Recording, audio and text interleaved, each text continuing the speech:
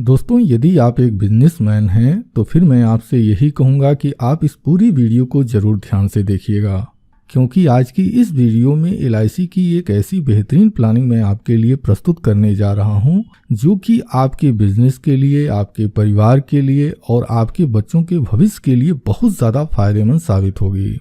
एक इंसान अपने जीवन में जो भी कार्य करता है वह अपने व्यवसाय से होने वाली आय के आधार पर ही करता है।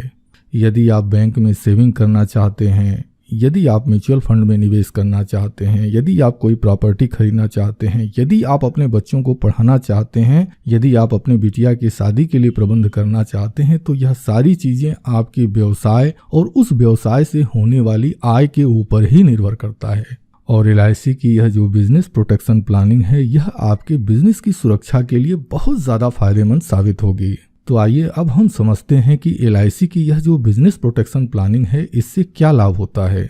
दोस्तों, एलआईसी की यह जो बिजनेस प्रोटेक्शन प्लानिंग है, दो तरह का लाभ प्रदान करती है। पहला लाभ यह है कि यह आपकी जीवन काल में बीमा सुरक्षा देती है, और दूसरा लाभ यह है कि एलआईसी को यह पता है जब एक बिजनेसमैन बुजुर्ग हो जाता है, जब वह अपनी जॉब से रिटायर हो जाता है, तो उसको बुढ़ापे में कोई भी पेंशन का साधन उपलब्ध नहीं होता है। तो एलआईसी की यह जो प्लानिंग है आपके बुढ़ापे के लिए एक फंड का निर्माण करती है। यह फंड इकट्ठा रूप में आपको वापस कर दिया जाता है। आप इस फंड का उपयोग पेंशन के लिए कर सकते हैं। दोस्तों, एलआईसी के इस प्लानिंग को समझने के लिए सबसे पहले हमें बिजनेस को समझना जरूरी है। हालांकि मैं जानता हूं जब आप बिजनेसमैन हैं तो यकीनन मुझसे कहीं ज़्यादा आपको बिजनेस की जानकारी होगी। मैं आपके बिजनेस के विषय में जानकारी नहीं देने जा रहा हूं। आपके बिजनेस में जो फंड यूज होते हैं, पैसे की जो भूमिका होती है, मैं उस पर जिक्र करने जा रहा हूं। किसी भी बिजनेस को करने के लिए 3 तरह के फंड की आवश्यकता होती है।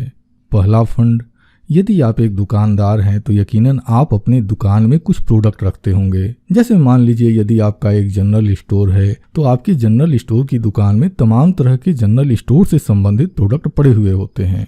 अब यह जो भी प्रोडक्ट पड़े हुए होते हैं, यह एक फंड के रूप में होता है। जब आप इसको बेचते हैं तब इससे आपको इनकम मिलती है, आपकी कमाई होती है।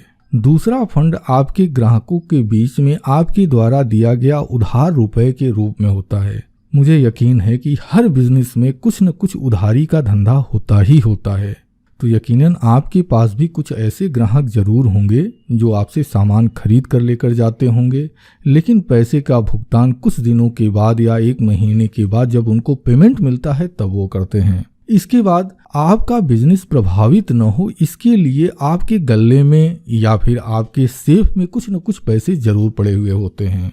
यानी कि किसी भी बिजनेस को सुचारू रूप से चलाने के लिए यह 3 तरह के फंड की आवश्यकता होती है, और आपको इन तीनों ही तरह के फंड को मेंटेन करना बहुत ज़्यादा जरूरी हो जाता है। अब दोस्तों, किसी भी बिजनेस को करते समय यदि बिजनेसमैन के साथ कोई कैजुअलिटी हो जाती है, उदाहरण के तौर पर हम यह मान लेते हैं कि यदि बिजनेसमैन किसी दुर्घटना का शिकार हो जाता है तो इसका बहुत बुरा प्रभाव आपके बिजनेस पर पड़ता है। सबसे पहला जो तात्कालिक प्रभाव कहा जाए वह यह हो सकता है, सपोज दैट मान लीजिए कोई बिजनेसमैन है, उसका एक्सीडेंट हो गया, तो उसके जो परिवार के सदस्य होंगे, उसके हित मित्र होंगे, वह उसको हॉस्पिटल में एडमिट कराते हैं। अब एडमिट कराने के दौरान ही तत्काल देखिए, हर व्यक्ति अपने भविष्य को सुरक्षित करने के लिए कुछ पैसे बैंक में, पोस्ट ऑफिस में और दूसरे जगह पर सेव करता रहता है। लेकिन कुछ पैसे तो ऐसे होते हैं जिसको कि तत्काल कैश किया जा सकता है, कुछ पैसे ऐसे होते हैं कि जिसको तत्काल कैश नहीं किया जा सकता, जैसे में सेविंग अकाउंट। आज की डेट में तो तमाम माध्यम हैं, आप एटीएम के थ्रू, इंटरनेट बैंकिंग के थ्रू आप पैसे को तत्काल कैश कर सकते हैं। अब जब किसी परिवार का कोई सदस्य एक्सीडेंट हो गया है और उसका इलाज कराना होता है, तो परिवार के सदस्य सबसे पहले ऐसे पैसे को कैश करते हैं, ऐसे पैसे को निकालते हैं जो कि आसानी से उनके हाथ में आ जाता है, और इस पैसे का उपयोग वह जो परिवार के सदस्य हैं उस व्यक्ति के जीवन को बचाने के लिए करते हैं। यह सबसे पहला और सबसे विकट असर जो है बिजनेस के लिए पड़ता है। दूसरा जो होता है वह होता है लॉन्ग टर्म इफेक्ट। हर व्यक्ति अपनी किसी न किसी जरूरत को पूरा करने के लिए सेविंग करता है। जैसे मान लीजिए कि आपने म्यूचुअल फंड में निवेश किया है या फिर प्रॉपर्टी में आपने निवेश किया है। आप सोचते हैं कि जब हमारी बिटिया बड़ी हो जाएगी तो यह म्यूचुअल फंड या जो प्रॉपर्टी है हम इसको सेल कर देंगे और इससे जो हमको बेनिफिट होगा उसके जरिए हम अपनी बिटिया की शादी कर देंगे या फिर हम अपने बच्चे के लिए एक नया बिजनेस शुरू कर देंगे। लेकिन यदि परिवार का मुखिया उस परिवार के साथ नहीं होता और उस परिवार के सामने कोई विकट परिवेश आ जाते हैं, ऐसी कंडीशन में इस तरह के जो म्यूचुअल फंड होते हैं, प्रॉपर्टी होती है, गहने होते हैं, फिक्स डिपॉजिट होते हैं, बहुत अधिक संभावना होती है कि परिवार के जो दूसरे सदस्य हों वह इस अपनी जरूरत को पूरा करने के लिए आपकी इस सेविंग को तोड़कर उपयोग कर लेते हैं। अब यदि परिवार के सदस्य इस तरह का कार्य करते हैं तो वह अपनी तात्कालिक जरूरत को तो पूरा कर लेते हैं, लेकिन भविष्य में जो बड़ी जरूरतें हैं जिसके लिए कि आपने सेविंग किया हुआ था, सेविंग की शुरुआत की थी, उस समय उनको काफी समस्याओं का सामना करना पड़ता है। अब दोस्तों, तीसरा और सबसे महत्वपूर्ण जो असर होता है वह आपके बिजनेस पर होता है।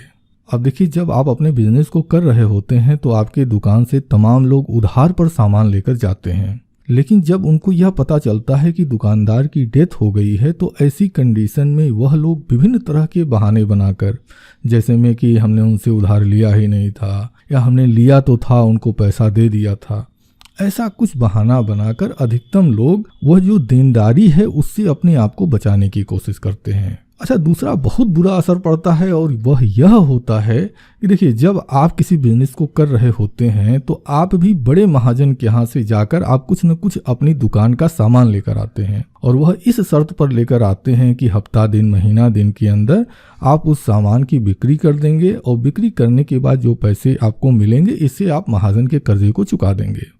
अब देखिए, सबसे पहला तो नुकसान यह हुआ कि जो लोग आपको उधार देने वाले थे उन्होंने मना कर दिया या बहाना बना दिया। दूसरा चीज, जो महाजन है वह आपके व्यवसाय का जो भी उत्तराधिकारी होगा उस पर यह दबाव बनाएगा कि उसकी जो उधारी है या तो आपके बिजनेस का जो वारिस है वह उस पैसे को वापस करे या फिर जो सामान आपने महाजन के यहाँ से लेकर आप आए हुए थे उस सामान को वह वापस ले जाने की डिमांड करेगा। तो यह जो कंडीशन होती है किसी भी बिजनेस के लिए बहुत ही बुरी होती है। तो दोस्तों, मेरी LIC को आपकी इस तरह की समस्याओं की पूरी जानकारी थी और इसी जानकारी को ध्यान में रखते हुए LIC ने बिजनेस प्रोटेक्शन प्लान लॉन्च किया। अब यह प्लान क्या कहता है, आइए हम इसको एक एग्जाम्पल से समझते हैं। तो एग्जाम्पल के लिए हम यह मान लेते हैं कि आपका जो बिजनेस है, आपके बिजनेस की वैल्यू 35 लाख रुपए है और आपकी एज 30 साल है और सपोज दैट कि आज की डेट में आप यह मानकर चल रहे हैं कि हम 60 साल की एज में रिटायर हो जाएंगे। तो ऐसी कंडीशन में आप यह जो पॉलिसी है वह 30 साल के टर्म के लिए आप इस पॉलिसी को लेंगे। और कमाल की बात मैं आपको बताऊं, यदि आपके बिजनेस की वैल्यू 35 लाख रुपए है और आप इस प्लानिंग को लेते हैं तो इसके लिए डेली का केवल और केवल 326 रुपए की बचत आपको करनी होगी। अब यदि आप 326 रुपए की बचत करते हैं तो इस बचत की वजह से आपको क्या लाभ होगा, आइए अभी इसको समझते हैं। LIC की योजनाओं का जो सबसे बड़ा लाभ होता है वह होता है जोखिम कवर का, यानी कि रिस्क कवर का। अब यदि पॉलिसी लेने के पहले वर्ष के दौरान, यानी कि अगर क्लाइंट की अवस्था 31 साल की होती है और 31 वर्ष की उम्र के अंदर अगर उसकी डेथ हो जाती है तो मेरी LIC 61,57,500 रुपये का भुगतान इमीडिएट कर देती है। इसी तरह से 32 वर्ष की अवस्था में यानी पॉलिसी के दूसरे वर्ष के दौरान अगर ग्राहक की मृत्यु हो जाती है तो 63,15,000 रुपये का रिस्क कवर होता है।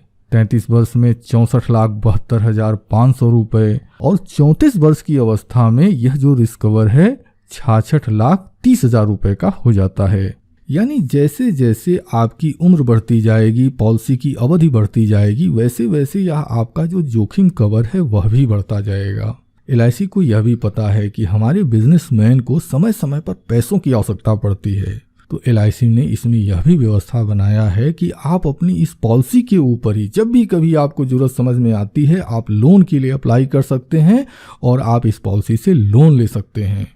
अब दोस्तों, यह जो जोखिम कवर हो रहा है, यानी कि यह जो रिस्क कवर आपको मिल रहा है, ईश्वर न करे कल की डेट में अगर आपके साथ कोई कैजुअलिटी होती है और सपोज दैट कि आपके जो नॉमिनी है उसको यह पैसे मिल जाते हैं, तो आप खुद सोच कर देखिए वह बड़ी ही आसानी से, सपोज दैट इलाज के दौरान अगर परिवार के सदस्यों ने किसी से कुछ कर्ज लिया है उस कर्ज को भी आसानी से वह चुका सकते हैं। इसके बाद महाजन के पैसे को वापस कर सकते हैं और तो और इस पैसे के कुछ हिस्से को आपके बिजनेस में भी इन्वेस्ट करके और मजबूती ढंग से इस बिजनेस को आगे बढ़ा सकते हैं।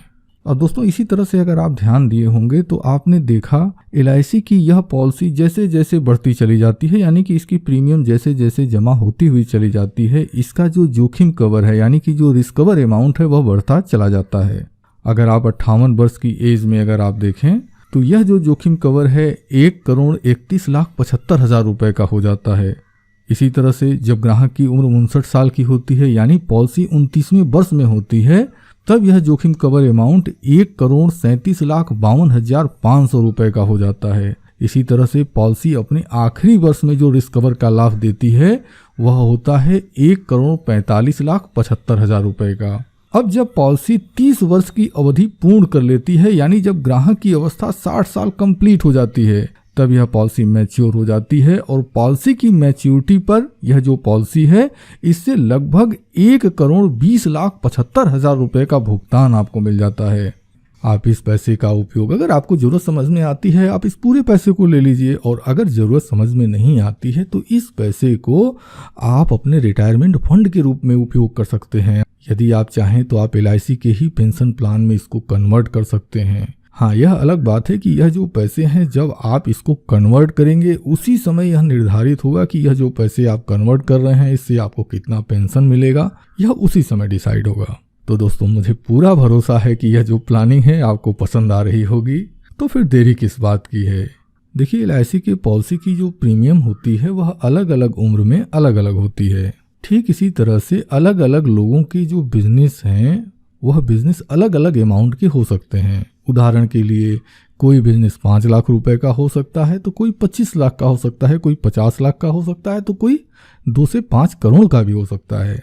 तो आप अपने लिए अगर इस प्लानिंग को समझना चाहते हैं तो देखिए स्क्रीन पर LIC एजेंट की पूरी जानकारी दी गई है। आप इनके मोबाइल नंबर पर कॉल करके या फिर ईमेल ID पर मेल के जरिए आप इनसे संपर्क कर सकते हैं और आप इस प्लानिंग को समझने के लिए आप इन्हें बुला सकते हैं। दोस्तों मैं उम्मीद करता हूं कि इस वीडियो में जो जानकारी मैंने आपको दी है यह जानकारी आपके लिए उपयोगी रही होगी।